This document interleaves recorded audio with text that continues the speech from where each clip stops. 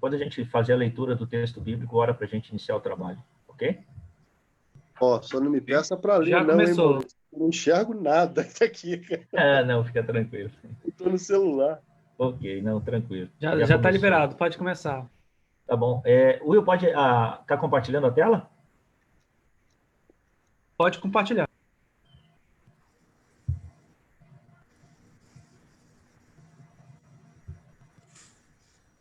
Ok. Os irmãos estão vendo aí? Já apareceu para vocês? Já. Ok. Então, quero convidar os irmãos para nós fazermos essa leitura bíblica, para a gente começar o nosso trabalho dessa manhã, desse sábado. Vou pedir para os irmãos mutarem os seus microfones. Agora não.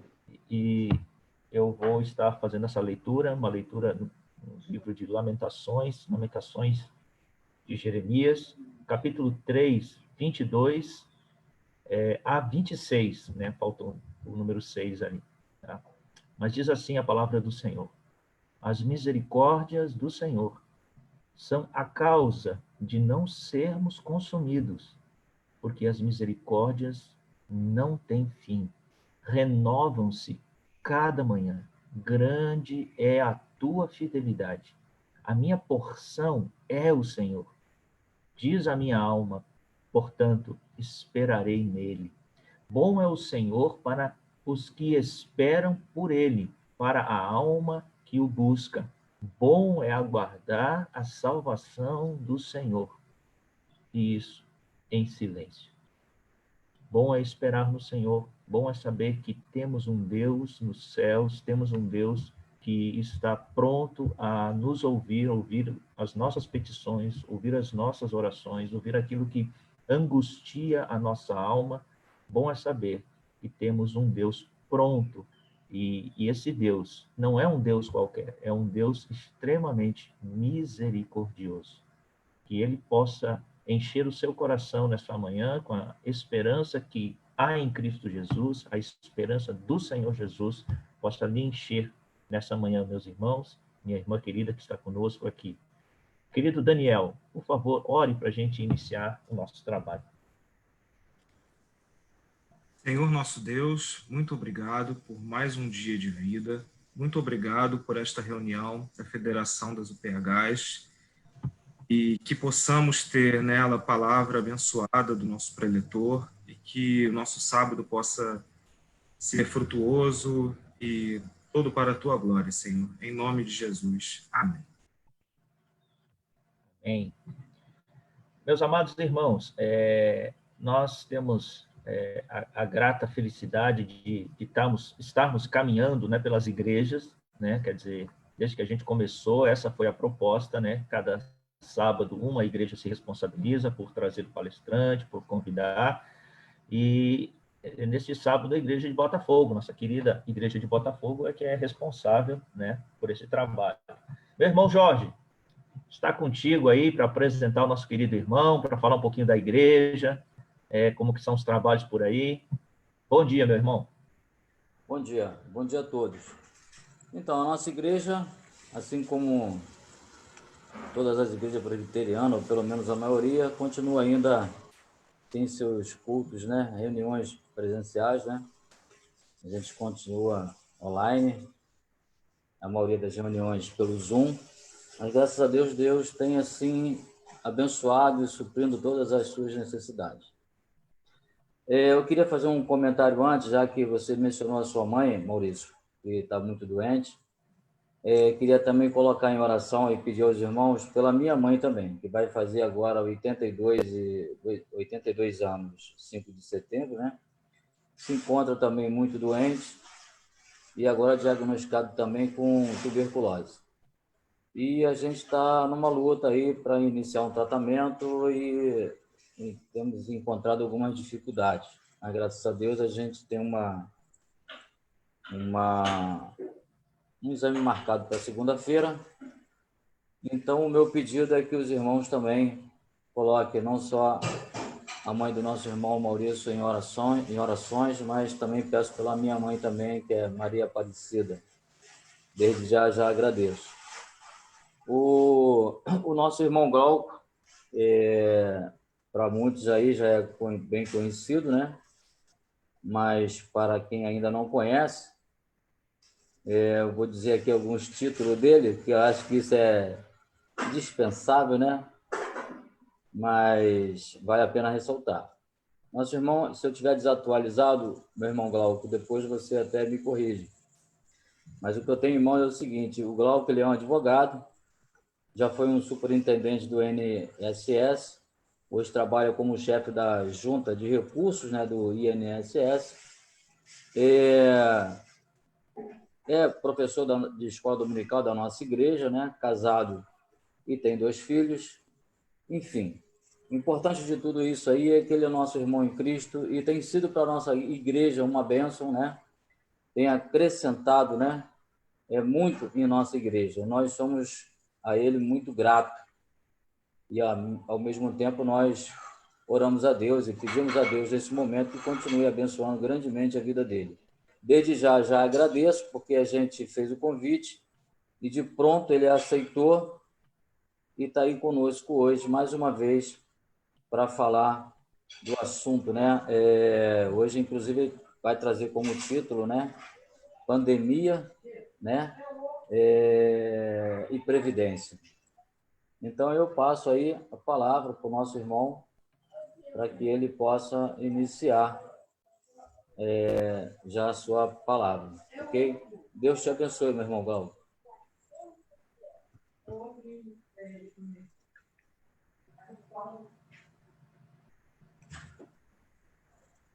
Seu microfone está mutado, tá?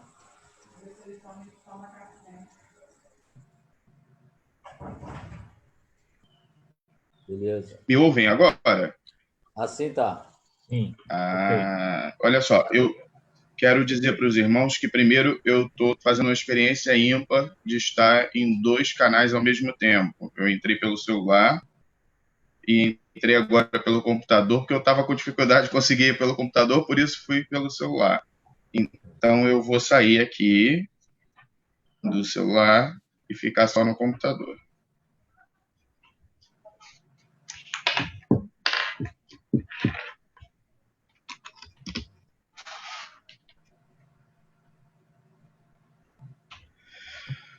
Vamos agora. Os irmãos estão me ouvindo bem? Amém. Me ouvem bem? Sim, beleza.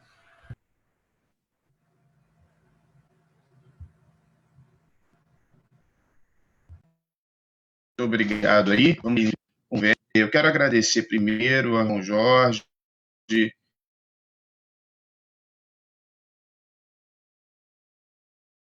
O seu som está mutado. O teu som tá falhando, tá congelado. Estão me ouvindo? Agora melhorou. Vamos lá, vamos ver se melhora assim o som. Estão me ouvindo agora? Sim. Sim. Melhorou? Sim, tá melhor. Está ouvindo uma interferência? Não, os irmãos. Ele tá falhando. Eu vou voltar para o celular. Tranquilo. Tá, queridos?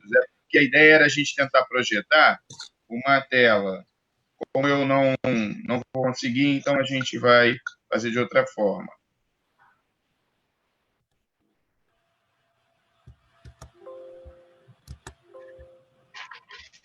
Peço um minutinho aos irmãos, por favor.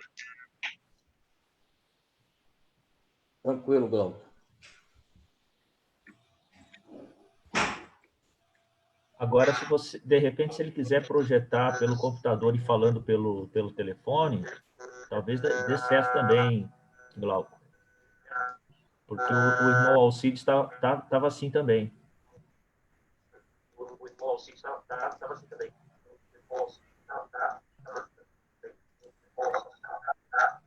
Vamos ver se a gente melhora agora. Eu ouvi a minha voz.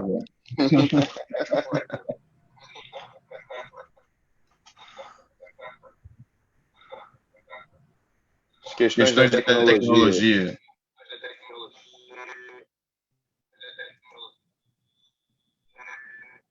Só um minuto. Glauco, você precisa mutar um dos dispositivos, viu? Eu Eu estou tô tentando. O dispositivo do computador não muda. Vou sair pelo computador, vamos ficar só no celular. Pronto, saí. Estou só no celular. Os irmãos me ouvem? Perfeito. Então vamos prosseguir. Bom, em primeiro lugar, eu queria agradecer ao presbítero, ao diácono Jorge Sarito, que é o coordenador da nossa União de Homens, da Igreja Presbiteriana de Botafogo. É um enorme prazer contar com o carinho dele, e só esse é o motivo de ele efetuar esses convites, porque há uma grande interação pessoal positiva, e isso é que justifica. Todas as outras questões, título, méritos, são meras questiúnculas diante do fato que nos une, que é o amor em Cristo Jesus. Então, quero agradecer a ele o carinho e agradecer a todos os irmãos a paciência aí com a minha incapacidade técnica de gerenciamento dos sistemas de informática. Espero que vocês estejam me vendo. E dizer para os irmãos o seguinte: eu gostaria de começar. Nós estamos num espaço que é um espaço que é de ordem também espiritual, né? E nós estamos, por isso, eu sempre, quando dou palestras sobre temas de ordem previdenciária nas igrejas, antigamente, eu lia a história de José do Egito e comentava que José do Egito foi chamado por Faraó, depois de ter interpretado os seus sonhos, para criar um sistema de previdência. Naquela época, a gente não tinha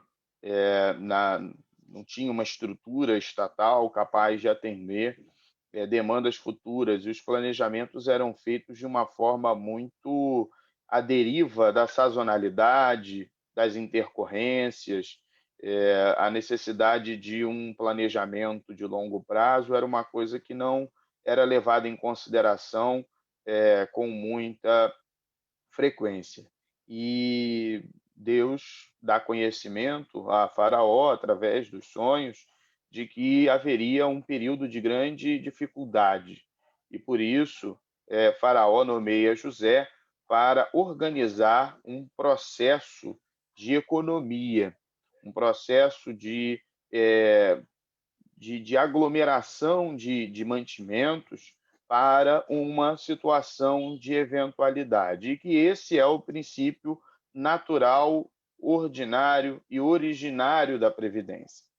Mas eu hoje, depois da reforma da Previdência, a emenda constitucional número 103, tão badalada, todos nós ouvimos falar muito dela, discutimos muito ela, televisão, governo, empresas, igrejas, tanta gente interagiu aí nesse processo de discussão que, embora tenha ganhado as páginas, né, dos principais noticiários, ocorreu de uma forma muito rápida para a profundidade, para o tamanho da reforma que se pretendia exercitar.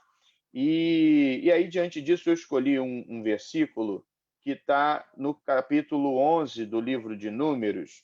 Capítulo 11 do livro de Números vai trazer um versículo para a gente que me chama muita atenção, e eu vou começar com esse versículo. Vai dizer o capítulo 11, versículo 13. Diz o seguinte: donde teria eu carne para dar a todo este povo? Pois chora diante de mim, dizendo: dá-nos carne que possamos comer. Esse versículo é um versículo que representa, que retrata a oração de Moisés ao Senhor no meio do deserto, caminhando, né, errante na direção da terra prometida, e num momento em que o povo começa a reclamar do que eles têm. O que eles tinham? Eles tinham o suprimento do maná. Todo dia havia um derrubar do maná. O Senhor fazia vir sobre o povo o maná.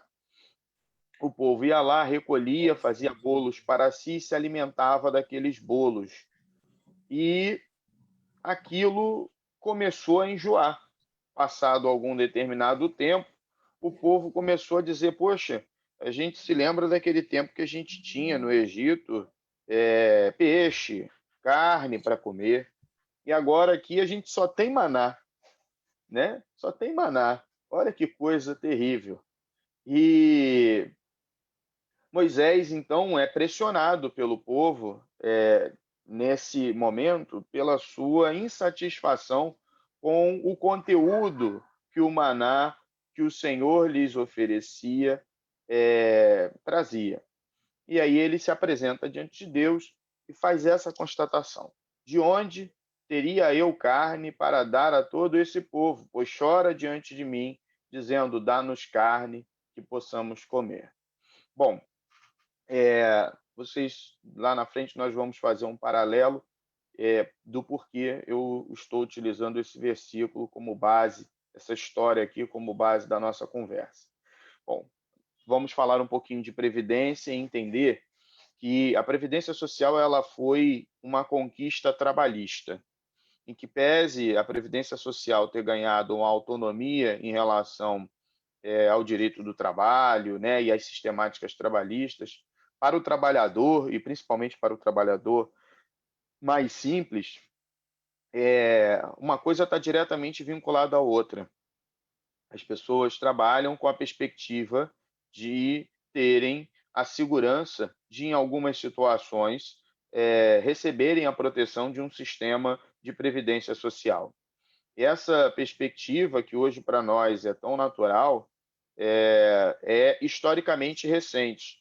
Nós tivemos a previdência social como fruto de muitas lutas sociais havidas ali na segunda metade do século XIX, quando a gente tem, após a Revolução Industrial, primeira e segunda, um adensamento muito intenso das cidades, dos centros urbanos, e um completo descontrole por parte do poder público em relação a uma organização da estrutura urbana para suportar isso.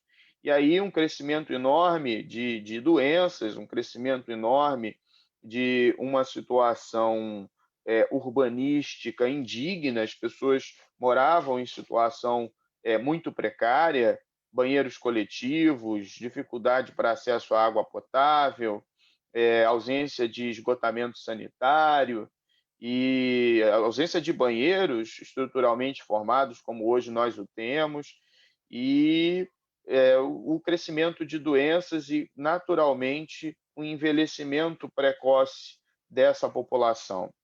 Esse envelhecimento precoce fazia com que a faixa aí de 40 anos de idade, o trabalhador que trabalhava 18, 19 horas por dia, não tivesse mais saúde para trabalhar.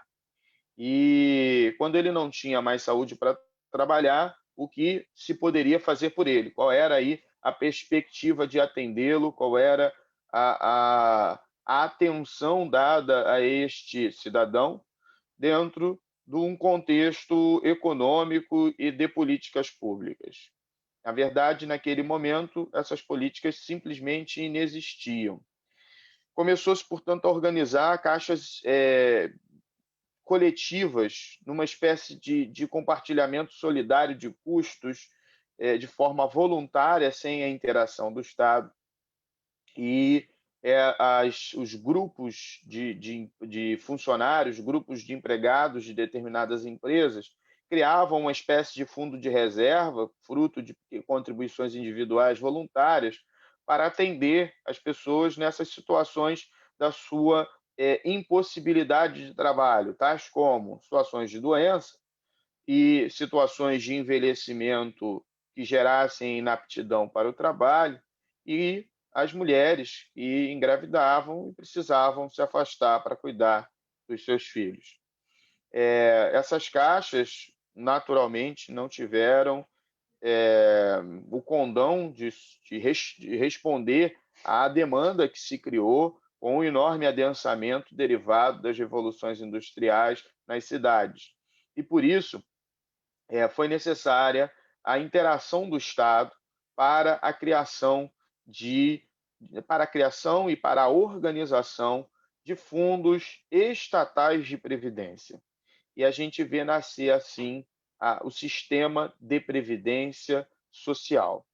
Esse sistema de previdência social no Brasil, e assim vou naturalmente simplificar, e estou simplificando bastante essa história, no Brasil nós temos seu estabelecimento, sua estruturação muito tardia em relação aos demais países, principalmente da Europa, porque aqui a gente tem uma abolição da escravatura tardia, né? E aí a conquista de direitos sociais, portanto, a história que lá se viveu na segunda metade do século XIX, aqui a gente a tem sendo executada na primeira metade do século XX. E nós vamos ter movimentos grevistas que vão culminar com movimentos sociais ali muito fortemente desenhados, principalmente na década de 20, né, em 1920, 1922. Essas insatisfações dos trabalhadores são fomento para um conjunto de reclamações sociais que acabam culminando também com a Revolução de 30 e a destituição da forma do Estado Velho no Brasil, com a implantação aí da Revolução de 30, de um novo sistema. Esse sistema ele vai, no curso de 30 a 45, nós temos sob diferentes formas de governo a gestão de Getúlio Vargas, que ficou conhecido como pai dos pobres, como pai dos trabalhadores.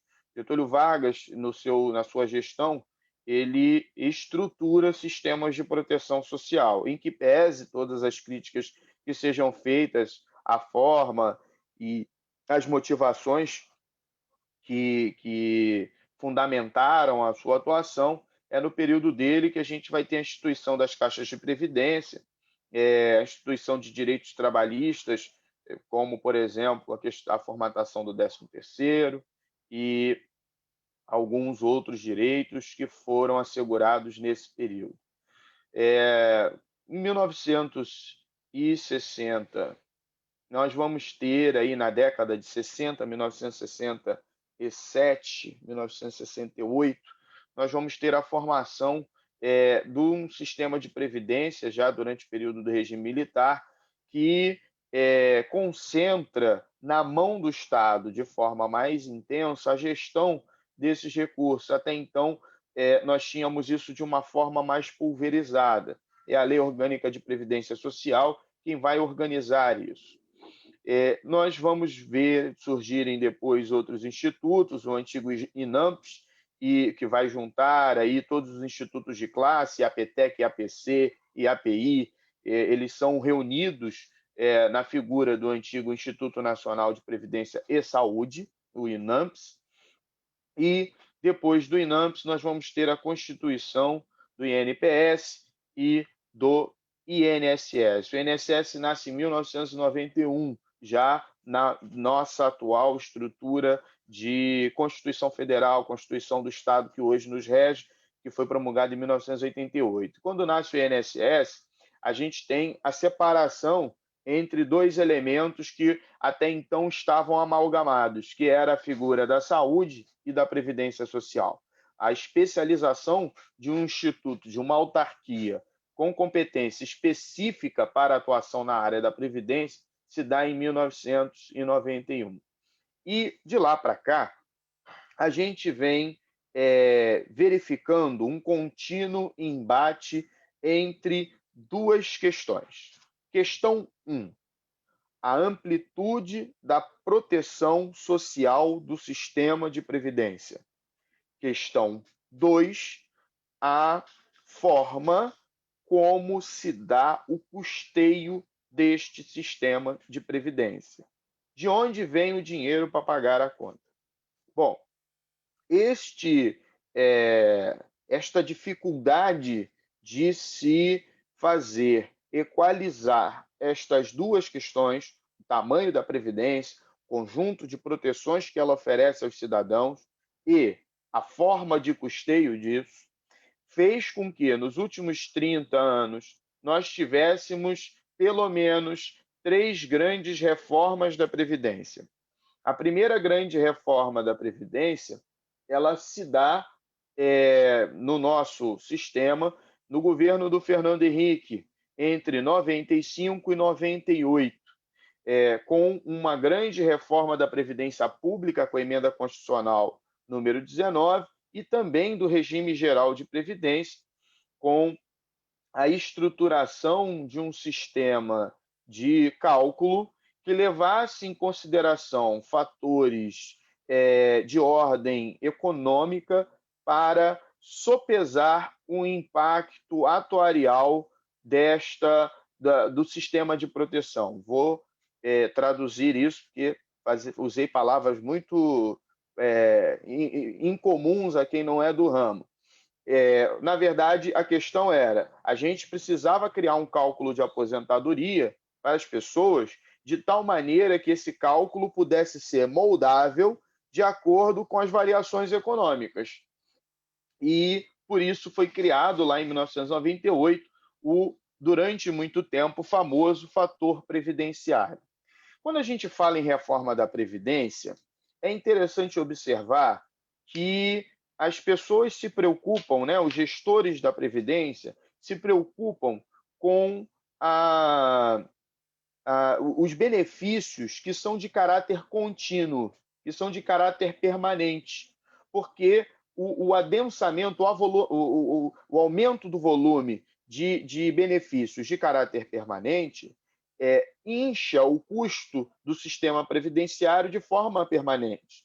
Então, nós temos duas mais tradicionais formas de benefícios permanentes. A primeira é a aposentadoria e a segunda é a pensão por morte. A aposentadoria foi mexida lá em 1998. E depois ela foi mexida várias vezes, porque ela foi mexida em pequenos aspectos, como, por exemplo, na questão da regra de transição da aposentadoria proporcional, a questão da aposentadoria do segurado especial, que é aquele que trabalha aposentadoria do segurado que trabalha em condições especiais, o segurado especial é o rural, e nós vamos ter, e aí quais são as condições especiais? O cara que trabalha em condições insalubres, que vai ter ali um relatório apontando quais são as suas condições de trabalho. E depois nós vamos ter ainda uma grande reforma da estrutura da pensão. Ela se dá, por incrível que pareça, as pessoas apontam fortes críticas aí à reforma que foi recentemente feita, mas ela se dá realmente no período do governo Dilma, em 2015, antes aí da Dilma cair, cerca de um ano antes. E em 2015, o que acontece com a pensão é o fato dela deixar de ser vitalícia. Aquela pensão que até então era vitalícia, ela ganha uma nova configuração, passando a ser vitalícia apenas depois que o casal demonstrasse 10 anos de união, seja união estável ou casamento, e que o cônjuge sobrevivente tivesse mais de 44 anos de idade. Antes disso, a gente tem uma regra de progressão de tempo que vai sendo criada para exatamente não perenizar a despesa com a pensão por morte no escopo da atuação da Previdência. E no ano passado, nós temos a reforma da Previdência. A reforma da Previdência, digo para vocês que ela é uma reforma econômica da Previdência. Ela não foi uma reforma institucional da Previdência. Ela não foi uma reforma programática da Previdência? Ela foi uma reforma econômica. Fez-se uma avaliação de que a Previdência, uma avaliação econômica e política, de que a Previdência era cara demais.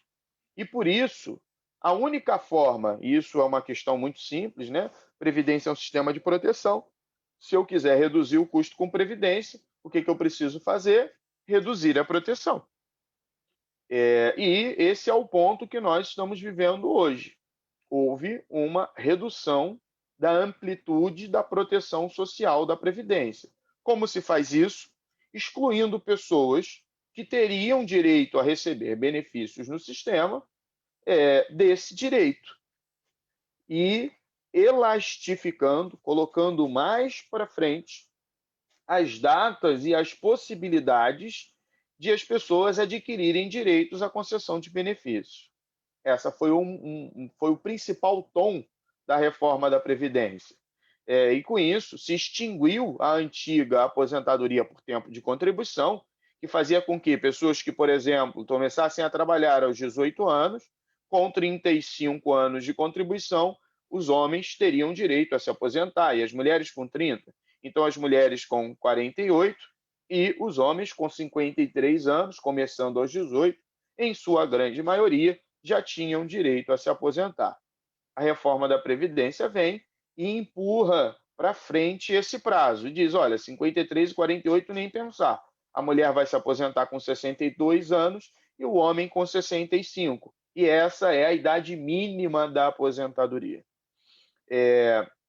Portanto, alguém que comece a trabalhar com 18 anos, mulher, vai precisar trabalhar 42 anos para se aposentar, e o homem que comece a trabalhar com 18 anos vai precisar trabalhar 47 anos para se aposentar. O tempo de contribuição muda. Mas muita gente, e isso é natural, não trabalha de forma contínua. Tem lapsos, tem buracos, etc. Então, a configuração da forma de estabelecer o método de adquirir a aposentadoria muda de foco para deixar de ser o tempo de contribuição e passar a ser a idade. O homem ou a mulher, completados esses períodos, o homem 65, a mulher 62, eles vão precisar ter contribuído por pelo menos 20 anos de contribuição para que façam jus, dentro dos 47, que distanciam, os 18 e os 65, ele tem que ter pelo menos 20 de contribuição para aos 65 se aposentar. Essa mudança ela foi acompanhada de uma outra mudança, que é a mudança na forma de cálculo da aposentadoria. Antes, a forma de cálculo ela levava em consideração as 80% maiores contribuições e descartava as 20% menores contribuições. Isso fazia com que o segurado fosse prestigiado pelo fato de, em algum período que ele tivesse trabalhado ganhando um salário menor, esse período não ser levado em consideração em sua totalidade para o cálculo da sua aposentadoria. Agora não é mais assim. Agora ele tem uma proporção exata de quanto ele ganhou em toda a sua vida laboral, projetado economicamente para o momento que ele se aposenta. E todos nós sabemos que quando você começa a trabalhar, você ganha menos. Quando você vai ascendendo na sua carreira, seja por formação, seja por tempo, por experiência, etc., você ganha mais. Então, era um equilíbrio, às condições de vida que as pessoas tinham no momento em que se aposentavam, esse desconto dos 20% menores, normalmente, no início da sua carreira. Isso também acabou e agora a contagem é feita de outra forma. E o que isso tudo tem a ver com o tema da nossa conversa de hoje, que é Previdência e Pandemia? É que toda essa reforma se deu no final do ano passado. O INSS foi, aspas, pego de surpresa. E aí eu vou dizer por que ele foi pego de surpresa. Que a reforma também demorou tanto A gente ficou discutindo para lá, para cá, vai, volta, tira de pauta, o governo não tem maioria, agora tem, e essa coisa foi sendo prorrogada desde o início do ano passado até o final, em novembro ela entra em vigor. O INSS tem uma movimentação ordinária muito intensa, e um número cada vez menor de servidores. Então, não houve tempo hábil e não houve estrutura nem investimento estatal para que ele se preparasse para essa mudança na forma de cálculo dos benefícios. Então, depois que saiu, é que ele pôde... agora saiu isso, né? Qual foi o resultado final? Foi esse. Vamos adaptar os sistemas. E aí, foi um longo período de adaptação, no qual muitos requerimentos que foram feitos a partir de 13 de novembro do ano passado ficaram num limbo, porque não tinha um sistema capaz de analisar esses benefícios. E essas adaptações ainda estão em curso, e veio a pandemia. E quando vem a pandemia, o que acontece? As agências fecham, e a única forma de a gente interagir, isso até agora, 21 de agosto, as agências ainda estarão fechadas até 21 de agosto, a única forma de a gente interagir com o sistema protetivo da Previdência Social é o meu INSS e o 135. 135 é um número de telefone através do qual você fala com atendentes que são treinados, mas é como é o nome disso? Um telemarketing, né? E eles fazem o seu atendimento ali, habilitam eletronicamente os seus requerimentos por meio do telefone, e esses requerimentos vão para uma fila eletrônica de tarefas que são distribuídas eletronicamente para os servidores que estão habilitados a trabalhar nessa fila. Eles que estão também trabalhando remotamente em todo o Brasil trabalham essa fila. Ou o meu INSS. E aí o meu INSS é a grande inovação do INSS para tentar se defender dessa situação extraordinária que é o passivo enorme que eles têm, que é uma estrutura eletrônica, que era o que eu queria tentar depois projetar para vocês, mas não consegui aqui pela minha inaptidão. Mas o meu INSS é um sistema que você acessa por meio do seu CPF e a sua senha, e lá você tem uma série de serviços, simulação do seu tempo de contribuição, e aí nessa simulação já a identificação de se você tem direito ou não a se aposentar, e até uma perspectiva de quando você se aposenta, o acesso aos seus dados que estão cadastrados no Cadastro Nacional de Informações Sociais, onde você pode apurar o seu tempo de contribuição, verificar se aquelas informações estão corretas, se elas coincidem com as suas informações reais, e ainda fazer requerimentos de benefícios previdenciários, onde alguns desses benefícios, inclusive, têm processamento automático. É o caso da aposentadoria por idade, é o caso do salário maternidade e alguns outros benefícios que têm processamento eletrônico. A análise depende exclusivamente, por exemplo, de verificação de carência, como é o caso do salário maternidade ou da aposentadoria por idade. Se é só isso, o sistema eletronicamente faz esse cálculo e eletronicamente ele define positivamente ou negativamente o seu requerimento. Se o seu requerimento for definido positivamente, na mesma hora, coisa de 5 minutos, você recebe uma carta de concessão. Se ele for definido negativamente, aí sim ele é encaminhado para a fila para que um analista possa fisicamente realizar uma reanálise do que foi feito no sistema. Se você não juntou algum documento, por exemplo, que mude o seu tempo de contribuição e faça com que você tenha direito à carência. Essa é a atual situação do sistema de previdência. E a gente está vivendo um momento polêmico, porque no momento em que a gente, pela política, opção política tomada, fez a opção por reduzir a proteção social, a gente vive a pandemia, que impõe ao Estado uma posição intensa de ampliação da sua proteção social. Ou o Estado protegia socialmente os seus cidadãos, ou a gente ia viver uma guerra civil de desgraça e fome no nosso Estado Nacional. E quando digo isso, digo com muita tranquilidade, porque os senhores sabem que nós tivemos cerca de 100 milhões numa população de 210, 208, 100 milhões de requerimentos de auxílio emergencial. Então, 100 milhões de pessoas se identificavam em condições de precisar de um suporte do governo para sobreviverem durante 3 meses do período de pandemia.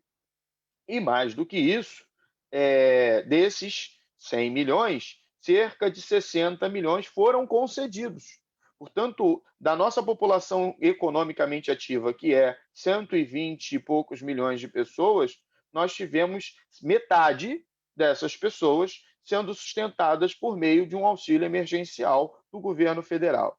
Esse contexto é um contexto que demonstra a ampla necessidade de intensificação dos meios de proteção social, que por muito tempo esteve e é parte, né, quando a gente estuda previdência de forma ampla, no campo do sistema protetivo da Previdência. Mas, por uma opção governamental nesse momento, tendo em vista que eles acabaram de dizer que gastavam muito dinheiro com Previdência e que por isso precisavam reduzir a proteção social, eles optaram por não fazer isso por meio do sistema de Previdência. Optaram por fazer através da Caixa Econômica Federal, e aí a gente está vivendo isso que a gente está vendo aí hoje. Nós, nesse período, tivemos, por força do trabalho remoto, uma enorme a intensificação das análises. As análises foram feitas de forma muito célere e muitos benefícios da Previdência foram indeferidos. Sobre ainda o período excepcional da Covid, uma informação interessante é que o auxílio-doença, que é um benefício que demanda a análise pericial médica, ele foi excepcionalmente organizado para o período de pandemia, através de um requerimento eletrônico, onde você junta lá o seu atestado médico, e o médico do INSS, analisando as informações que constam neste atestado, defere o benefício sem a necessidade de uma perícia presencial. Então, esse é o cenário atual. Os capítulos futuros da novela ainda não estão escritos. Nós não sabemos, né? Está aí em discussão a ampliação do auxílio emergencial até dezembro. O INSS prorroga a cada semana a data de abertura das suas agências. Seria 19 de julho a primeira programação, já está para 21 de agosto. E os médicos peritos do INSS se negam a retornar nas condições atuais. Então, há ainda a possibilidade de, durante algum período, nós termos essa metodologia de sistema remoto de acesso. E como tudo que estamos vivendo, né, estamos vivendo o culto remoto, a faculdade remota, o trabalho remoto, os sistemas de atendimento público tendem a cada vez mais se tornar remotos. E isso deve ser uma realidade que tende a permanecer no campo do atendimento da Previdência Social. Bom, sem cansá-los, o que eu tenho para dizer hoje é que o sistema nosso de previdência se pergunta de onde vai tirar carne para dar a esse povo que chora.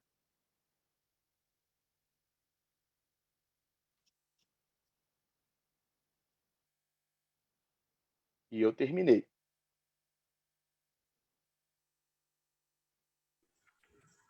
Bom, eu só tenho a agradecer. Então, irmão Glauco, eu só tenho a agradecer. Tenho certeza que muitos aí têm algumas perguntas para fazer. E a minha primeira pergunta seria o seguinte, que de repente também é a dificuldade de todos. Aqui podemos ver que muitos já estão aposentados e outros não, como eu. Esse acesso aos nossos dados, né? Pela internet, ou pelo celular, não sei, pelos meios eletrônicos, né? Eu já tentei uma vez e não consegui, não sei por quê. Talvez seja pela minha falta de conhecimento também na tecnologia. Você podia tirar algumas dúvidas disso para a gente? Ou para mim? Vamos lá. Vai ser um prazer. o que acontece? Nós, como eu lhes disse, as agências estão fechadas. Durante muito tempo, a orientação era, se você não conseguir acessar por meio eletrônico, você comparece a uma agência que eles vão atualizar sua senha e login e você conseguiria acessar. Durante um tempo, havia umas perguntas assim muito técnicas para as pessoas, principalmente para a população menos informada, né, de acesso, para confirmar o acesso. Aí o cara perguntava, você já foi contribuinte individual? Aí você para e diz, pô, sei lá o que é contribuinte individual, ou você já contribuiu como baixa renda? Aí o cara, né, tinha umas coisas assim, você já foi servidor público, empregado público? Então, as perguntas que não faziam muito sentido.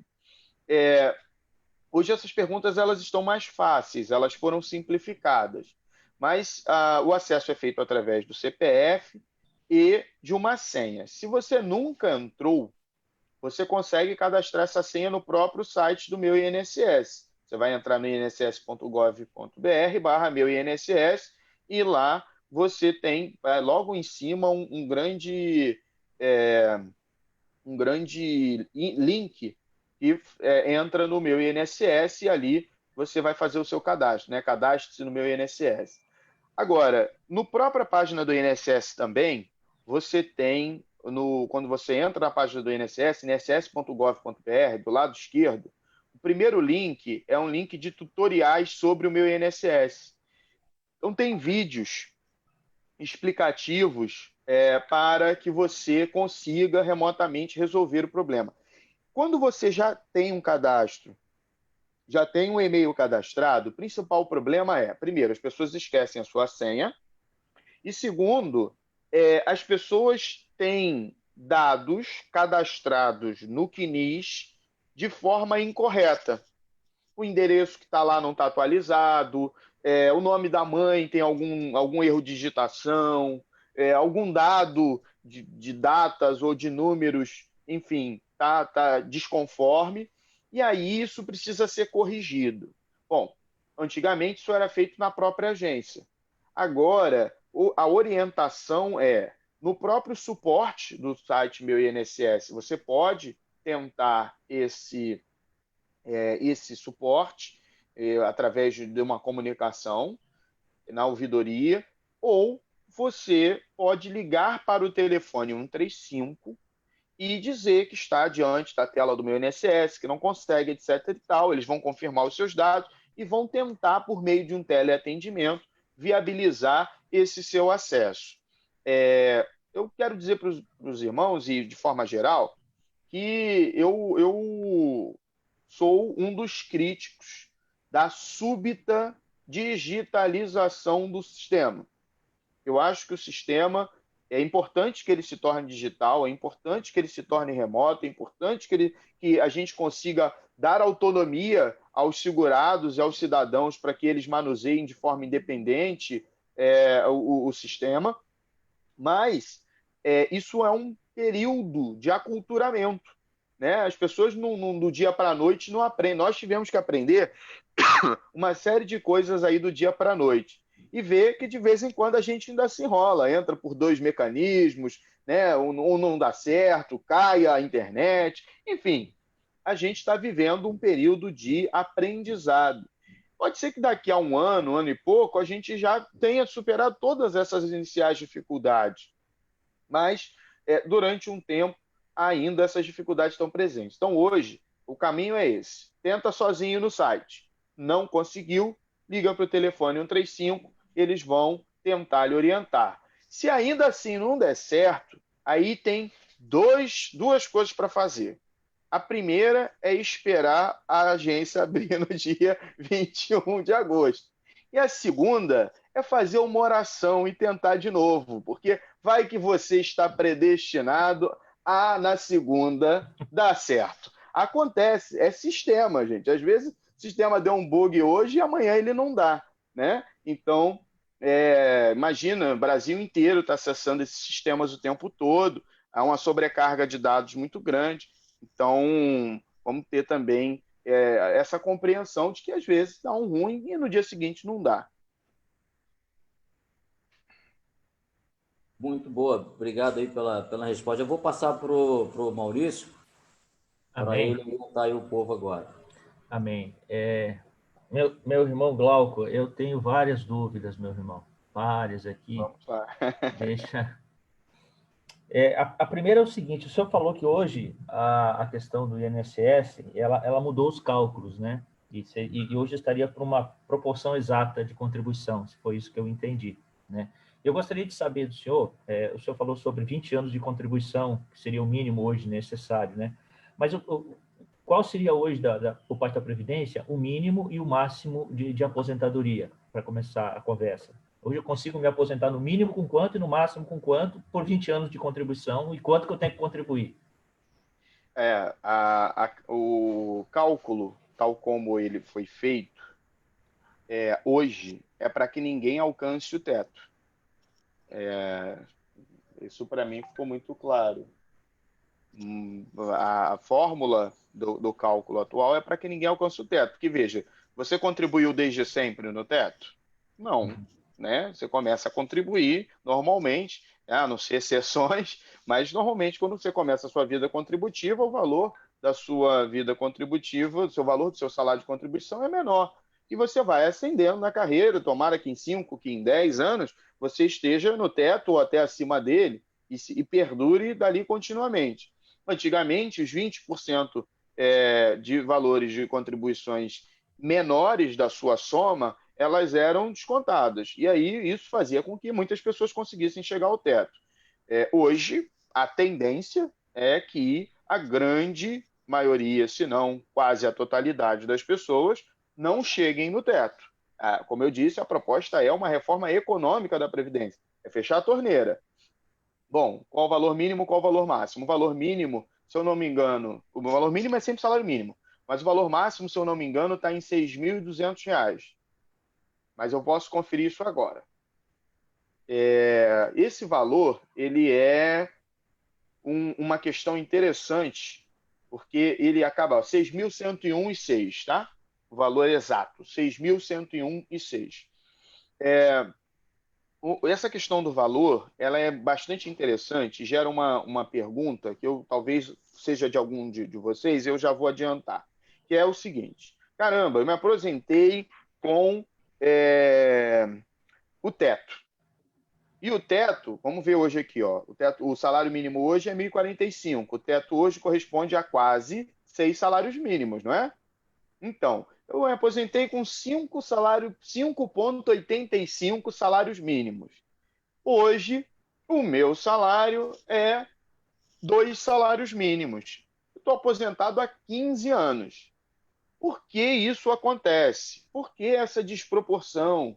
Alguém está tirando dinheiro do meu salário? O que está acontecendo? Eu posso pedir uma revisão dessa conta? Essa é uma pergunta recorrente e é uma reclamação recorrente quanto ao sistema de previdência.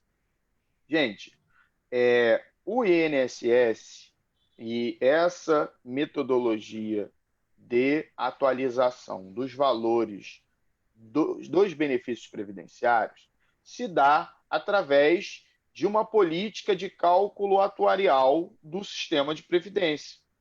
O próprio sistema oferta ao ministro, que submete ao presidente, o quanto é possível aumentar o salário dos benefícios previdenciários. Lembrando que, por força constitucional, o mínimo vai ser sempre o salário mínimo nacional, mas o teto, e dali para frente, os valores são atualizados de acordo com esse índice que leve em consideração a inflação, mas que leve em consideração também a capacidade do sistema contributivo, do sistema atuarial da Previdência, de suportar o impacto dessas atualizações. Então, esse dado ele é repassado ao presidente, o presidente, por meio de um decreto, faz a atualização dos valores dos benefícios previdenciários. E, por meio de outra sistemática que passa por aprovação da Câmara dos Deputados, do Congresso Nacional, ele faz a atualização do salário mínimo, normalmente tentando incorporar, já que esse é o mínimo de sobrevivência, o impacto econômico dos valores de inflação, porque senão o mínimo é cada vez mais insuportável aquele que está vivendo sob a garantia de um salário mínimo. Então, esses valores eles são diferentes, eles são feitos de forma diferente. E, normalmente, a atualização do salário mínimo é muito maior do que a atualização do valor do salário de benefício previdenciário. Então, quando eu me aposento e a correspondência é de 6 salários mínimos, mas o salário mínimo vai crescendo e a minha aposentadoria cresce em ritmo muito menor, vai chegar um momento em que a correspondência de salários mínimos em relação ao meu benefício previdenciário se torna absolutamente desproporcional e diferente daquela da época de quando eu me aposentei. Nos últimos 20 anos, nós tivemos uma política de aumento muito intensa do salário mínimo. Basta os irmãos fecharem os olhos e lembrarem que em 1994, que foi quando o Plano Real entrou em vigor, julho de 1994, o salário mínimo era de R$ 64,79. E aí, hoje, o salário mínimo é de R$ 1.045. Então, a gente tem aí, no curso desses 26 anos, né, um aumento muito intenso do quantum do salário mínimo. E isso não se deu em relação aos benefícios previdenciários, até porque a ótica econômica da Previdência, de algum tempo para cá, vem sendo cada vez mais de reduzir o custo da Previdência e não de ampliar a proteção social da Previdência. E aí, para completar e dar uma resposta, nessa situação, se é só esse o problema, não cabe revisão, porque a lei autorizou essa metodologia de atualização. Entendido, Glauco. Antes de eu fazer outra pergunta, eu quero liberar para os irmãos aqui, se algum irmão tem alguma dúvida quanto à palestra e se quer fazer alguma outra pergunta. Glauco, Carlos Roberto Soares, o PH Rio. Você já respondeu no final sobre a revisão, só que, infelizmente, deu uma falha aqui no meu sistema, eu não consegui ouvir. Eu sou aposentado há 8 anos, entendi a sua explicação. Eu me aposentei em 25 de 5 de 2012, tenho 8 anos de aposentado pelo INSS. Cabe para mim revisão? Porque falhou na hora que você respondeu. Perfeito. Não, vou aproveitar e vou dar uma resposta mais ampla. Vou dizer o seguinte, a revisão, ela cabe de forma geral todas as vezes em que a gente é capaz de apontar um erro por parte da Previdência. Esse erro pode ser quanto ao cálculo original do benefício. No cálculo original, eles tinham que ter computado determinadas contribuições que não foram computadas. Ou eles tinham que ter aplicado, por exemplo, um índice de aumento em razão de trabalho insalubre, e eles não consideraram o trabalho como insalubre. Eles tinham que ter computado contribuições num valor X e computaram num valor Y menor do que X. Nessas hipóteses, a gente tem motivos para o requerimento de revisão derivados do cálculo da renda mensal inicial do benefício. A segunda hipótese de revisão são erros de atualização. Durante um tempo, eram comuns esses erros de atualização, porque o cálculo era manual. Loucura, loucura, loucura, né? 1990, 91, 93, tinha lá um servidor do INSS com uma máquina de calcular em uma fita que fazia os cálculos e no final ele te dizia quanto você ia ganhar, você assinava e saía com aquela carta de concessão e aí lançavam aquilo no sistema. O sistema não calculava, e já tinha, né, sistema nessa época, mas o sistema não calculava nem o valor. Então, há uma série, por exemplo, houve recentemente um problema do sistema do INSS, que eu digo recentemente, menos de 10 anos atrás, que não computou atualizações das contribuições para benefício de auxílio-doença. O auxílio-doença foi concedido levando em consideração um número menor de contribuições que ele deveria considerar, e por isso houve erro nessa fórmula. E aí houve uma grande revisão nacional dos cálculos de auxílio-doença quando se descobriu isso. Então, quando a gente fala de revisão, a gente precisa pensar no seguinte: o que gera revisão é um erro. Aonde está o erro? Se o senhor identificar algum erro, sempre vai caber a revisão. Lembrando que o prazo máximo para o requerimento de revisão é de 10 anos do ato concessório da aposentadoria. Por quê? Porque, depois disso, a legislação prevê a decadência até para garantir a estabilidade atuarial do sistema. Quer dizer, se você durante 10 anos não descobriu que tinha alguma coisa errada com a sua aposentadoria, não vai ser depois disso que você vai fazer. Mas apenas pela perda anual dos valores em relação ao salário mínimo, não cabe revisão. Mas como é que eu vou saber?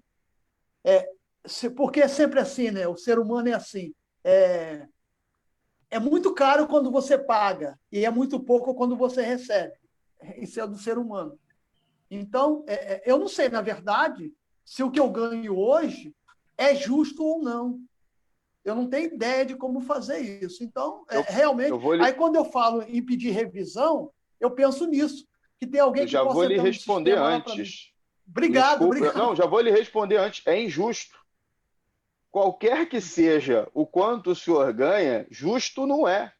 Porque, e aí, isso foi o que eu estava, né, no escopo da nossa palestra, é injusto. O sistema de previdência, ele agora, então, ele está feito, depois da reforma da Previdência, a gente disse o seguinte, que mudou-se um sistema de proteção ampla de previdência para um sistema de proteção básica. E aí, fazendo a brincadeira lá em comparação com o caso do Moisés no livro de Números, é o seguinte: se contenta com o maná, não tem carne mesmo não. E aí o que acontece? No seu caso em específico, o que o senhor pode fazer para conferir se o seu salário de benefício hoje está correto, é fazer uma comparação. O senhor vai pegar a sua carta de concessão, o senhor deve ter ela guardada em algum lugar, isso é quase um talismã, né? A gente, poxa, é um documento assim histórico, mas se o senhor não tiver, o senhor consegue tirar também no meu INSS, mas o senhor deve ter. Nessa carta de concessão tem o histórico de cálculo. É um monte de numerozinho preto que está embaixo daquele dizer bonito, que foi a única coisa que o senhor prestou atenção, e eu também, e todos nós, que disse assim: o seu benefício de aposentadoria cadastrado sob o número tal foi concedido no valor de a partir de tanto. Aí embaixo tem assim, extrato de memória de cálculo. Ali tem a competência, de um lado, e do outro, o valor da contribuição naquela competência. Então, mês 2 de 2005, aí tem lá o valor da contribuição naquele mês. O senhor vai fazer um batimento disso com o seu histórico, verificar se essas informações que estavam no sistema, elas são compatíveis com as suas informações. Pega lá a sua carteira de trabalho, vê as atualizações, dá um trabalhinho. Tem estruturas de escritórios de advocacia e de contabilidade que trabalham fazendo isso. Mas eu costumo dizer o seguinte, que ninguém sabe mais sobre a sua própria vida que o senhor mesmo.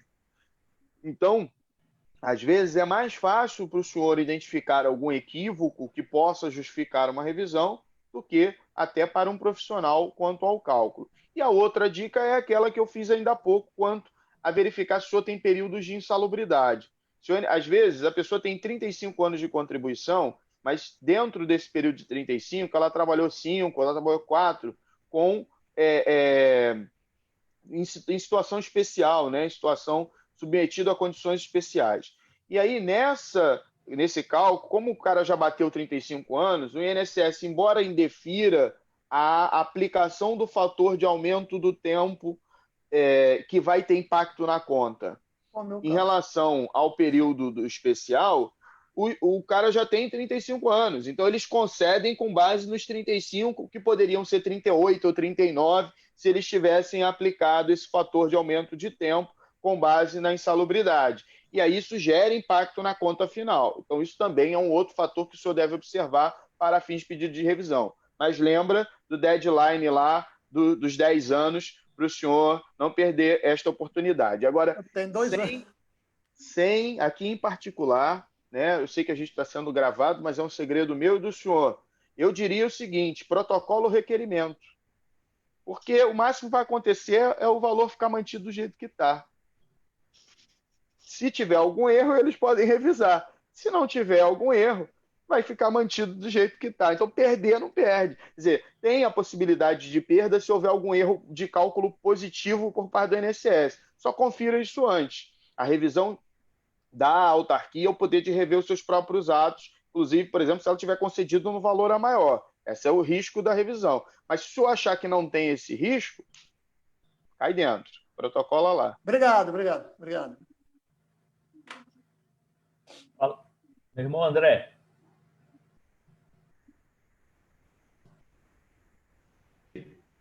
Estão me ouvindo agora? Sim. Professor Glauco, é sempre um prazer ouvi-lo. A minha pergunta, eu me aposentei, eu sou do Tribunal de Justiça do Rio, então isso realmente não me afeta muito. A gente acaba, quando se aposenta aqui no Rio, eu perdi metade do salário, que é aquelas gratificações que a gente não leva mais nada para fora, então eu tenho que me contentar só com o maná mesmo, mas graças a Deus, Deus tem sido justo comigo, eu não posso me queixar. Essa semana eu vi uma reportagem sobre exploração do sisal, não sei, você deve ter acompanhado também. Uhum. A gente pelo menos eu tenho acompanhado isso. Isso acontece, eu creio que acontece no Brasil todo. As pessoas trabalham nas grandes fazendas, trabalham muito, e por um motivo qualquer, como o caso do sisal, aquela máquina é um monstro aquilo. Então o cara bete a mão ali, se ele errar um segundo, a máquina puxa o braço dele e corta fora, estraçalha. Quer dizer, aí o sujeito veio e entra com requerimento de aposentadoria. A médica olha lá, ó, você está amputado, mas você pode trabalhar em outra coisa. Quer dizer, a maioria dos caras não sabem ler, escrever, perdeu o braço, que geralmente é a mão que o cara costuma trabalhar, a mão direita dele lá. E como é que é uma situação dessa? E a maioria, a gente percebe, a maioria dessas pessoas não recolheu um centavo para o INSS, nem um centavo. E a gente vê as grandes... O cara recolhe o sisal, uma semana de trabalho. Eu vi os turnos dos caras de 3 da manhã às 6, no escuro, trabalhando naquela máquina assassina. Aí as empresas que exportam material, 100 milhões de dólares de lucro. E o cara que trabalhou a semana de madrugada, R$70 que ele recebe lá. A gente veio comendo aquela farinha com feijão cheio de mosca, um negócio monstruoso. E eu creio que essas coisas num tempo, vão parar. Mas há uma perspectiva do INSS estar de olho nisso? Vamos lá. Eu vou... A sua pergunta, ela é... A gente podia marcar uma outra palestra só para conversar sobre ela, tamanhas frentes que ela abriu, assim, o senhor foi falando, a cabeça foi fazendo assim. Mas vamos lá. Eu vou tentar simplificar ao máximo para a gente responder. O INSS ele vem sendo desmantelado historicamente, enquanto estrutura. O INSS ele não faz fiscalização.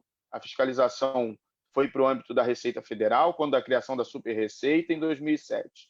O INSS não tem procuradoria, ele não mais executa, foi para a AGU, criada a Super AGU em 2009. Em 2007, quando a criação da Super Receita também, o INSS perdeu a relação contributiva. Hoje, nos contra-cheques aí do pessoal, ainda aparece assim, contribuição para o INSS. Mentira.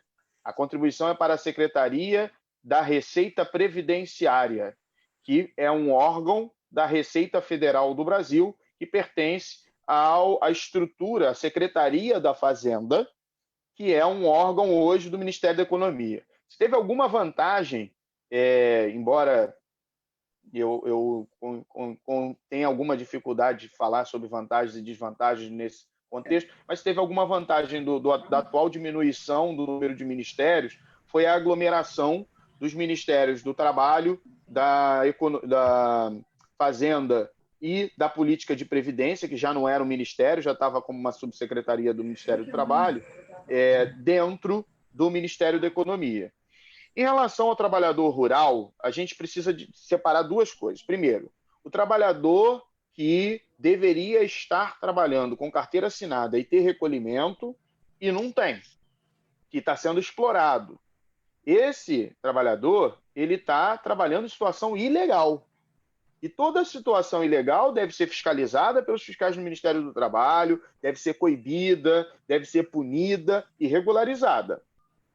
Numa outra vertente, a gente tem o segurado especial rural. O que é o segurado especial rural? É aquele trabalhador que trabalha em regime de economia familiar, ou seja, ele trabalha ele e a família, ou ele para a família.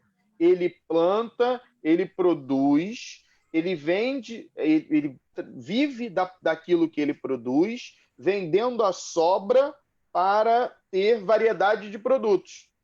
Então, a caracterização do segurado especial rural, ela é muito restrita. Por quê? Porque ele é uma exceção ao sistema. Todos nós, para termos direito a algum tipo de benefício previdenciário, precisamos contribuir. O segurado especial rural, ele está isento dessa cota de contribuição, até porque, eu pergunto aos senhores, como se calcula o percentual de 20% sobre a sobra de uma plantação de aipim de um sítio? Não sei. E, às vezes, para você... E outra coisa, quanto tempo demora isso? Será que eu consigo ter a sazonalidade que justifica a contribuição mensal por competência? Muito provavelmente não. Então, além de ser um sistema de proteção a pessoas que estão numa condição mais delicada, é uma questão de quase impossibilidade da criação de um sistema justo de cálculo. E aí, por isso, esse grupo está isento de contribuição. Agora, vou aproveitar e contar uma história breve.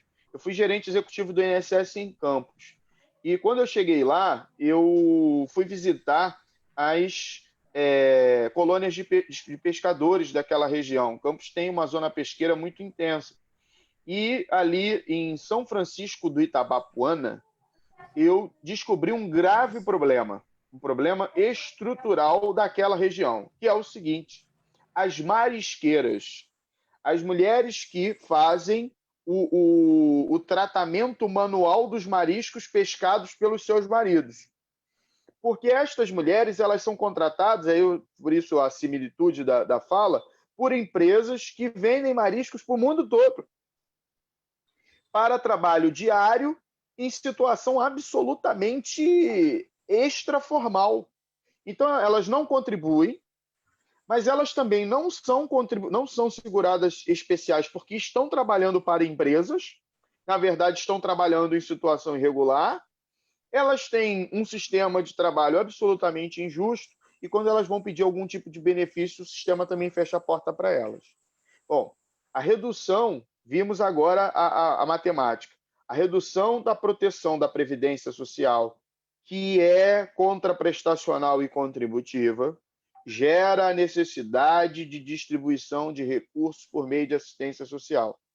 Regra da pandemia, não consegui segurar os empregos, não entendi por que, foi opção governamental, tiraram a proteção que poderia se dar através da Previdência e jogaram tudo para um sistema de distribuição de renda aleatório e precisou distribuir dinheiro de alguma forma. Essa regra está acontecendo hoje.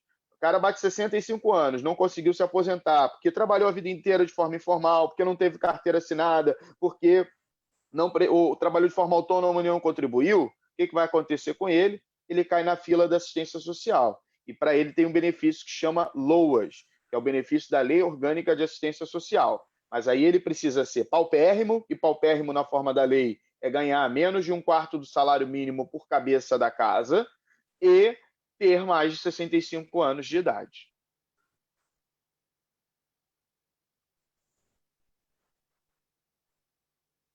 Devolvo a palavra. Amém. Obrigado aí, Gal. Valeu, obrigado. Na verdade, era só um manifesto, né? Que a gente acaba provocando, mas é até bom que a gente, como homens tementes a Deus, a gente esteja atento a isso também, né? A gente tem que estar atento a tudo, né?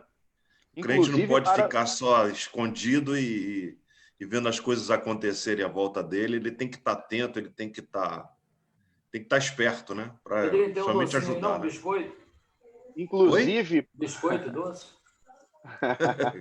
Vamos repartir esse biscoito aí, Jorge. Eu ia dizer o seguinte... Seca aqui, pô. Inclusive para a igreja, irmãos, esse eu acho que é o grande mote de quando a gente fala dentro do espaço eclesiástico sobre proteção social e previdência. A igreja, ela acaba sendo uma porta aonde o pobre, o necessitado, o desgraçado, a pessoa que está numa situação sem saída, bate. E uma das formas que eu venho insistentemente falando sobre isso, palestras que a gente dá à igreja, etc. e tal. Quando eu fui gerente do INSS no Rio, eu montei um programa de educação previdenciária voltado para igrejas evangélicas. A gente visitou grandes templos, fizemos parceria com a Assembleia de Deus, com outras denominações, que é o seguinte: eu posso parar de dar a cesta básica para aquela pessoa e colocar ela na política de assistência ou até na de previdência, dependendo do tempo de contribuição que ela tenha. Né? Pode ser que ela não saiba que ela tem direito. Então, a gente ter essa informação, a gente ter esse ferramental para abençoar essas vidas, é também uma forma de recuperação da dignidade dessas pessoas, de garantir sua autonomia e de fazermos um trabalho de bênção, de evangelismo, enfim, um trabalho que é o nosso, né, de distribuir amor, de pagar lá, como bom samaritano, a estada da pessoa que estava à beira da estrada. Amém. Mais algum irmão tem mais alguma colocação? Eu queria tirar uma dúvida também, Maurício. Guilherme. Sobre a questão de aqueles que já são aposentados, né, e o cálculo da aposentadoria não foi feito como está agora. Se poderia, por exemplo, ser feita uma revisão nesse caso. Por exemplo, o caso do meu pai, que meu pai se aposentou, ele trabalhou 20 anos no estado de Goiás como funcionário público lá, né? Ele era médico do estado de Goiás. Só que ele se aposentou, depois ele foi ser missionário na Missão Kaiowá, né? E lá na missão o salário era bem reduzido, acho que era R$ 2.500, e ele praticamente ganhou a aposentadoria dele em cima desse tempo que ele ficou como missionário, né? Agora, com essa nova etapa do INSS, poderia, por exemplo, ser feita uma revisão, porque acho que as 80 maiores contribuições foram geralmente nesse período em que ele ganhava pouquinho, né? E como médico do estado de Goiás, ele ganhava muito mais. A minha pergunta é se poderia ser feita alguma revisão nesse sentido. Hoje ele já está aposentado, no caso. Vou ser bem objetivo nessa resposta. Sim e não. Sim, na esfera judicial tem havido uma discussão e algumas concessões do que eles chamam de revisão da vida toda, que é exatamente a possibilidade de aproveitamento de contribuições que sejam anteriores ao mês 7 de 1994. Essas contribuições elas não são computadas nos cálculos feitos a partir de 12 de 98, porque a lei resolveu fazer esse corte por uma questão econômica e atuarial. Ela diz o seguinte: antes do Plano Real era uma variação econômica de renda muito grande, então eu posso ou prestigiar demais ou atrapalhar demais alguém. Então, vamos estabelecer desde o momento em que o sistema de renda se equilibra né, a estrutura econômica se equilibra, a inflação se equilibra. Então, ele estabelece o mês 7 de 1994 como corte inicial. Em juízo, algumas pessoas que se entenderam como incapazes se entenderam, desprestigiados por essa forma de cálculo, pediram o cálculo levando em consideração as anteriores. Isso chama revisão da vida toda. Essa situação está aguardando o julgamento no STF. E muito assim, com um lobby muito forte do governo, com uma pressão muito grande para que não passe, porque geraria uma instabilidade atuarial no sistema muito grande. Mas nós temos, sim, essa possibilidade na via judicial. Administrativamente, não temos. Amém, irmãos? Mais alguma pergunta? Senão eu quero encerrar com uma colocação, uma pergunta. Alcides levantou a mão, presbítero Alcides. Quer perguntar, irmão Alcides?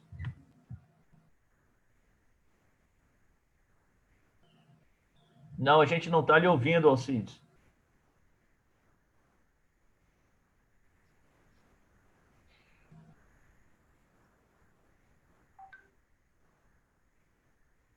Eu acho que ele está com uma dificuldade de se desmutar. Ele está em 2 aparelhos. A gente não está ouvindo, a gente só está lhe vendo, mas a gente não está lhe ouvindo, Alcides.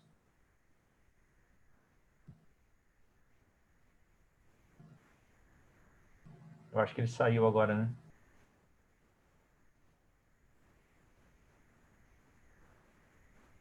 Eu acho que eles não estão conseguindo, não.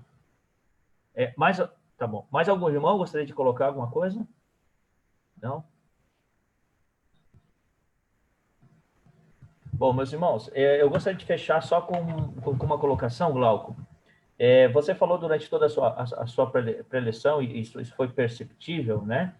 De que o INSS ele vem sendo, né, diminuído, né, vem sendo apequenado, né, por várias políticas ao longo do tempo, né? E isso me remete a uma percepção de que há uma tendência a um fim, digamos assim, né? Ou não a um zeramento, né? A um fim total, mas cada vez sendo mais difícil de se manter o sistema. Um outro ponto é a nossa situação atual, né? E o futuro. Eu estava vendo hoje pela manhã alguns jovens que estão não procurando emprego, mas buscando trabalhos até através de mídias digitais, e não há nenhuma preocupação, né, com muitos jovens com relação ao INSS, aposentadoria e tudo mais. Quer dizer, existe uma grande quantidade, uma massa de jovens que não estão nesse sistema e não estão nem aí com o sistema e não querem saber desse tipo de sistema. Isso faz com que o próprio sistema também se esvazie, quer dizer, aquela base de sustentação, que é uma base de trabalho, legal, tudo mais, ela também, pelo próprio futuro, e os jovens que estão entrando no mercado de trabalho não aderirem a ela, vai criando uma dificuldade.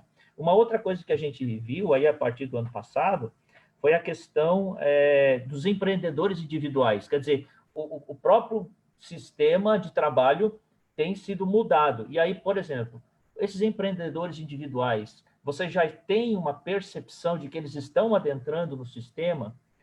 Uma outra coisa, as novas leis de trabalho flexibilizadas, né? Você pode contratar hoje um funcionário, né, de uma nova forma, pela demanda, e essa demanda ela já está entrando no sistema, ou ela esvaziou ainda mais o sistema. Como que vocês têm percebido essas novas tendências, né, com relação ao sistema previdenciário? Vamos lá. Várias questões, mas eu vou tentar falar de uma por uma. Previdência sempre a teremos, como é uma questão que vai se variando ou vai sofrendo alterações de acordo com as opções políticas e também de acordo com a capacidade de resistência social, né? As pessoas, a população. Eu acho que a gente vai ter essa reforma, ela não é eterna, como não foram as outras. Inclusive, isso foi discutido.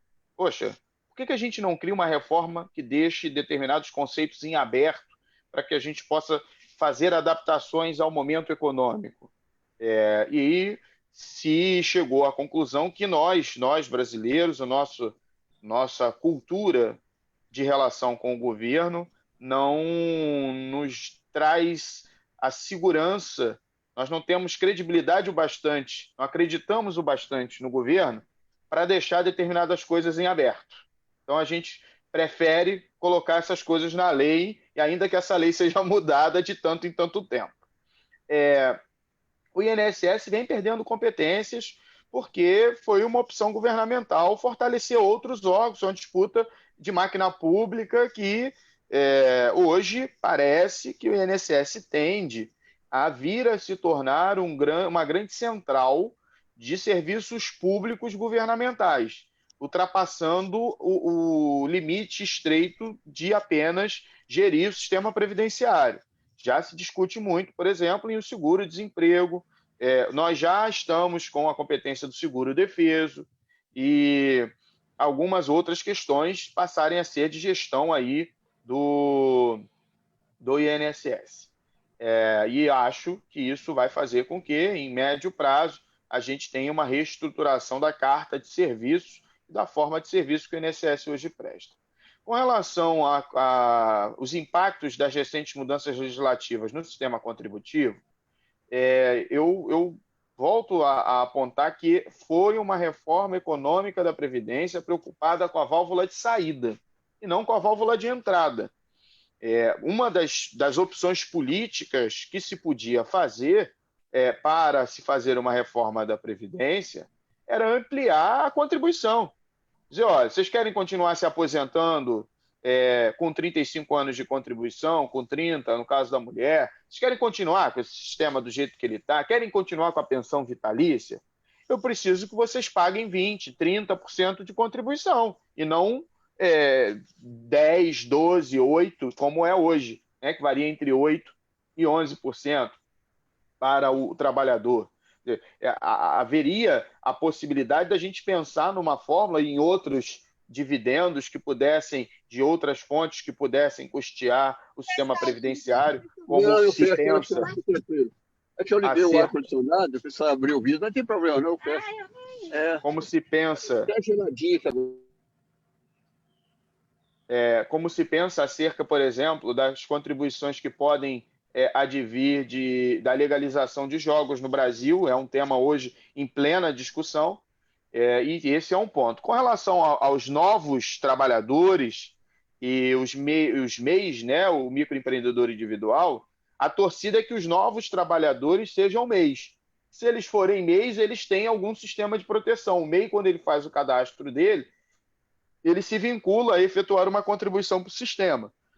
E essa contribuição ela é feita. Agora, o informal, como é hoje, essas fontes alternativas de receita, a questão, né, de ganhos pela internet, movimentação de Bitcoin, jogos eletrônicos e tantas outras fórmulas, né, que a gente está, youtubers, né, a gente está tendo aí uma multifacetada modificação do sistema de movimentação econômica.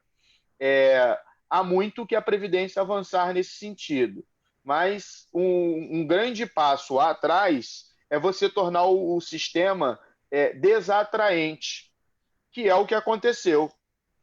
O cara teria que contribuir 47 anos para, no final da vida, ter direito a uma aposentadoria que, com certeza, com quase 98% de chance, não seria o teto.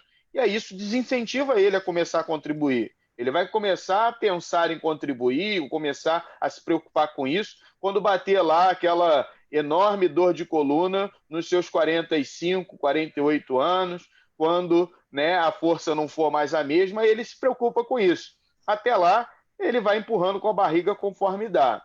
E também gerou e gera a preocupação constante de fontes alternativas de receita permanente. Os sistemas contributivos para a previdência complementar, a possibilidade de fontes alternativas de renda, como é o caso de investimentos em imóveis, enfim, em fundos de investimento, alternativas econômicas ao sistema de previdência para a garantia da qualidade de vida. Porque, veja, se você quer carne, não vai ser no sistema de previdência. Aqui, no máximo, é maná. Muito bom. Muito bom, meus irmãos.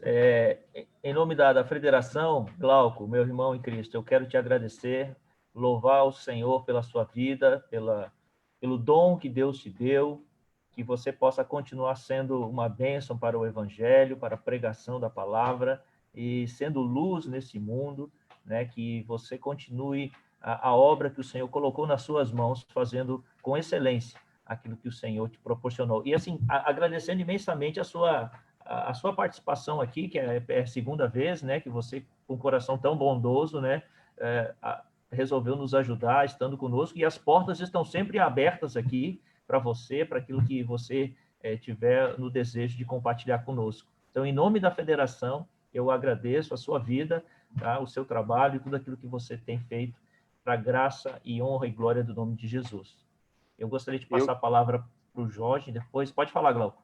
Eu só quero aproveitar já esse ensejo para fazer o meu agradecimento, como eu disse, a paciência dos irmãos. A gente está quase 1h30 conversando por meio virtual e tão rica, né? tão agradável a interação com os irmãos. Eu peço desculpas por não ter continuado desde a última vez e recebi convites inúmeros do Jorge para continuar participando dos encontros aos sábados, mas eu normalmente dou aula aos sábados e tenho outros compromissos. Mas eu, sempre que possível, pretendo estar com os irmãos para ser abençoado pela companhia e pelo trabalho de vocês. E quero parabenizar pelo trabalho da nossa União Presbiteriana de Homens do Brasil, no Rio de Janeiro, o carinho, a assiduidade, a dedicação com que vocês têm conduzido esse meio de abençoar os homens da nossa Igreja Presbiteriana. Deus abençoe e obrigado a vocês pela paciência e pela oportunidade.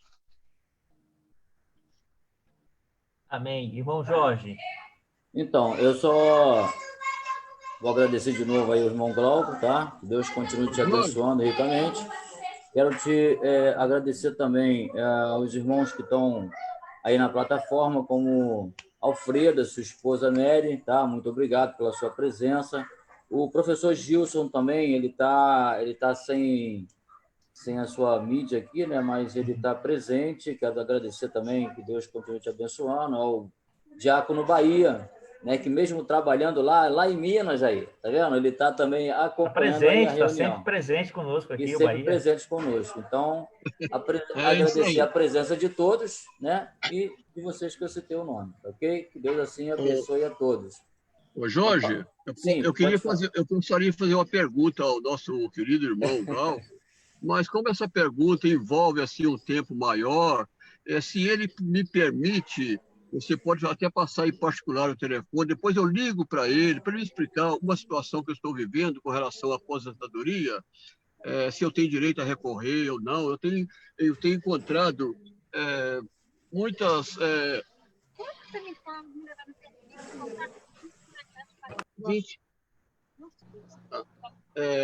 Então, eu tenho recebido algumas correspondência, né, de empresa ali localizada na rua da Avenida Presidente Vargas, tá?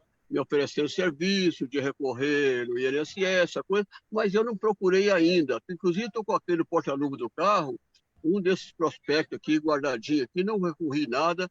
Antes de mudar aqui para Minas Gerais, eu tive até pensando em ir lá e tal, e o meu genro me informou que não seria muito viável fazer isso, deixar para lá. Tá me ouvindo aí, vocês? Sim. É que fugiu a tela aqui. Então é o seguinte, se ele puder me orientar, dar uma luz aí nessa minha situação, de recorrer aí uma revisão e tudo, eu gostaria de fazer, porque quando houve duas opções aí, me parece que foi em 98, se eu não me engano, 97, 98, e eu optei pela receber a diferença corrigida. Mas aí eu confirmando com outros órgãos aí, me disseram que aquilo foi uma furada. Quer dizer, eu tenho direito sim de recorrer de uma maneira total. Então eu gostaria de saber se há essa possibilidade, se eu tenho direito, se eu não tenho direito. Tudo bem, tá? Quando eu me aposentei, eu estava contribuindo com 7 salários já há mais de 5, 6 anos já, me parece. E na hora de aposentar, me aposentaram com um valor irrisório, um valor pequeno. E hoje eu estou com 2.250 de aposentadoria somente, tá? Então, se ele me permite eu falar com ele por telefone, puder passar o número, porque se ele for explicar para mim agora, vai tomar um tempo tremendo, os irmãos vão cansar, vai acabar perdendo a hora do almoço, né? E não vai dar, tá bom? Muito obrigado. Eu acho justo. Se o irmão Glauco assim permitir, Autorizado. beleza, eu passo o telefone dele para você, Bahia, tá bom? Está à disposição aí para quem mais quiser, pode pegar o contato. Meu telefone é um número bem fácil, o Jorge depois compartilha com vocês aí no grupo, mas a gente está às tuas ordens para tirar dúvidas, dar orientações, sempre que possível. Só antecipo minha dificuldade, às vezes, de responder. O irmão Jorge, às vezes, sofre comigo, mas manda mensagem que uma hora eu respondo. Se todo sofrimento fosse esse, Glauco, eu quero sofrer sempre. Vou passar para o Maurício para fazer as finalizações aí, tá ok? Amém. Muito obrigado a todos. Mais uma vez, obrigado, Glauco, que Deus te abençoe. Eu gostaria de agradecer a presença de todos os irmãos e passar a palavra aqui para a saudação do irmão Gilson, depois do irmão Samuel. O Gilson é o nosso presidente da Sinodal, Samuel, o presidente da Federação Rio Norte. Gilson. Apertado, se vocês não passarem a palavra para mim, não tem problema, não. Eu sou de casa, já me sinto parte integrante dessa federação. Agradecer a Deus pelo trabalho bonito que estão fazendo e, sempre que possível, estar presente. Eu queria só agradecer também ao irmão Glauco e pedir desculpa que eu perdi parte da palestra, que durante o início da palestra houve uma ligação para mim, eu sou do conselho da EPIG, era uma coisa de importância administrativa, então eu tive que abandonar um pouco a reunião. Então, a maioria da palestra eu não peguei. Aí eu falei assim, fiquei com um gostinho de quero mais. E agradecer a presença da Rosana, que é da minha igreja, e ela é secretária sinodal da infância, está conosco aí na página. Muito obrigado e que Deus esteja abençoando sempre essa federação. Obrigado, irmão. Amém. Obrigado, Samuel. Quero agradecer, também cheguei no finalzinho aí, estava sem o link, aí fui fazer outras coisas, e depois o irmão Gilson me mandou, eu entrei. Mas é muito bom participar com vocês, tá? Deus abençoe o irmão que trouxe a palestra, né? Nos edificou muito. Deus abençoe a todos. Tem muita gente na rua. Amém. Amém, meus irmãos. Eu gostaria de passar para o Will. Will, você quer falar sobre o evento que está acontecendo lá na Catedral? Eu vou compartilhar a tela aqui para os irmãos. Só para os irmãos, que quem puder está... Feira das Nações, né? Isso. Eu acho que eu achei que não ia ter hoje o ele desativou aqui. Então, eu preparei... Eu acho que ele saiu, está cuidando lá do seu filho lá. Seu filhinho. Meus irmãos, mas hoje está tendo um evento na Catedral Presbiteriana, eu não consigo compartilhar a tela aqui, mas é a Feira das Nações... Oi, Will. Voltou. Oi, Maurício, desculpa, é que eu estava acompanhando pelo telefone, porque eu tô aqui, tô fazendo a administração aqui do computador, mas eu estou acompanhando pelo telefone por causa da Cecília. Mas, assim, pode deixar... é porque eu tirei a compartilhamento de tela, desculpa, meu irmão. Fechou o compartilhamento. Já vou compartilhar, já pode compartilhar. Que aí, meus irmãos, é o seguinte, já tá rolando desde as 11 horas o evento da Feira das Nações. Infelizmente, esse ano não pôde ser nos moldes que a gente está acostumado, né? Mas será online até as 3 horas da tarde. Então, quem puder participar, estiver podendo ver a live das missões, entra no site da Catedral ou entra no canal da Catedral, tanto no Facebook quanto no YouTube, que aí vai poder acompanhar toda a programação, que já está rolando. Quem ligar agora já vai estar lá o evento. Tá? Fica aqui o nosso convite, Feira das Nações, para quem quer ouvir uma palavra missionária, temos convidados especiais, então fica aí o convite para você ser abençoado nessa tarde, tá bom? É isso. Amém, meus irmãos. Então, fica aí o convite, se você puder, esteja acompanhando lá esse evento na Catedral Presbiteriana do Rio. E também, último aviso, eu gostaria que vocês, irmãos, anotassem a data do dia 18, 18 de agosto, é uma terça-feira, nós teremos o trabalho da nossa sinodal também falando sobre missões, conhecendo o trabalho de missões nacionais. Teremos a grata satisfação de termos participando conosco nessa live o missionário que está na cidade do Rio Grande, trabalha no Rio Grande do Sul, é um estado difícil para a pregação do Evangelho, e vamos estar conversando com esse irmão sobre as dificuldades do campo, conhecendo mais sobre esse campo. Meus irmãos, vocês estão todos convidados no dia 18, agora de agosto, uma terça-feira, a partir das 20h30, horas. Marquem na sua agenda, depois a gente vai passar os links para os irmãos aí, para vocês poderem participarem conosco. Meus irmãos, bom dia, foi uma grata felicidade participar aqui com os irmãos, e eu gostaria de convidar o meu irmão Carlos Alberto Soares para fazer uma oração de agradecimento e encerramento da nossa reunião, meu irmão. Lembrando, querido, de orar pela minha mãe, né? Vou pedir para os irmãos, e também pela mãe do Jorge, que ele pediu oração aí. Então, orando pelas mães aí que estão adoentadas. E agradecendo ao Glauco, querido, nessa oração. Ô, Maurício. Oi, Samuel. Só para pedir para o Carlos, que vai orar, para orar pela uma jovem que é aqui da igreja de Olaria, né? Uhum. Dia 20 de agosto, ela vai submeter em uma operação. Ela vai retirar um tumor. Tá? Ela tem 22 anos. É uma operação assim, muito delicada. Vamos pedir a Deus, né, para que Deus possa abençoar ela. O nome dela é Maria Tereza. Maria Tereza, isso. Ok. Dia 20, ela vai submeter uma operação, retirada de um tumor. Ok, vamos estar em oração. É uma operação muito delicada, né? Deus seja feita a vontade de Deus. Obrigado aí. Oremos.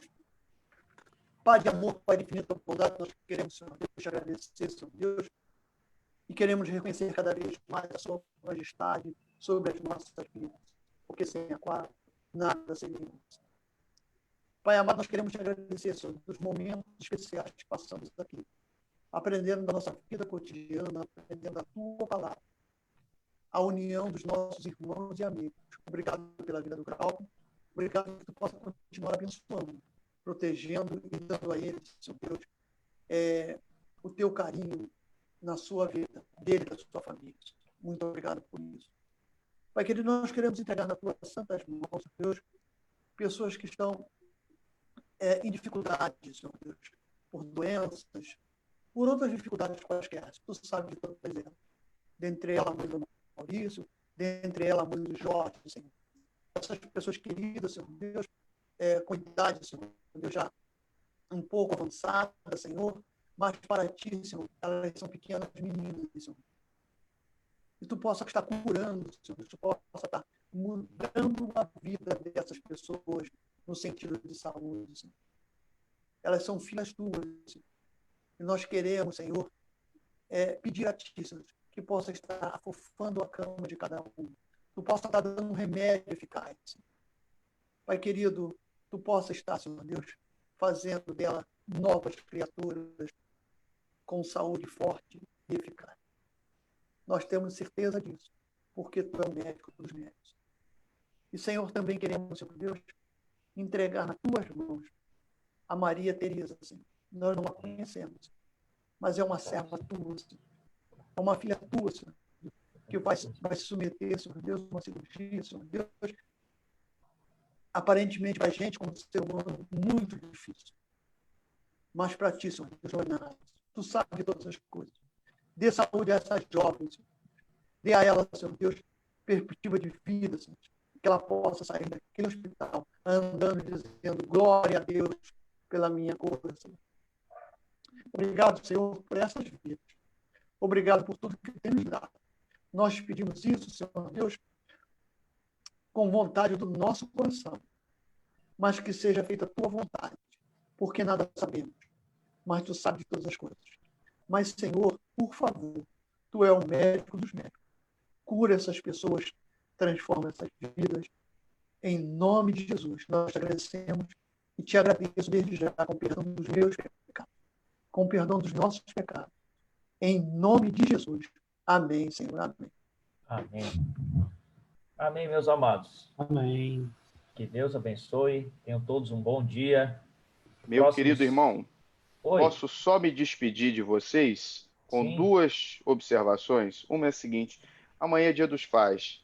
Deus abençoe cada um dos pais Obrigado. aqui da nossa União Presbiteriana de Homens. É uma situação tão especial a paternidade. Deus nos concede uma forma de aprendizado ímpar, de amar através da paternidade. Então, essa é uma observação. E aí eu me lembrei e aproveitei vendo a imagem do nosso irmão Will, que está com a nenenzinha dele no colo.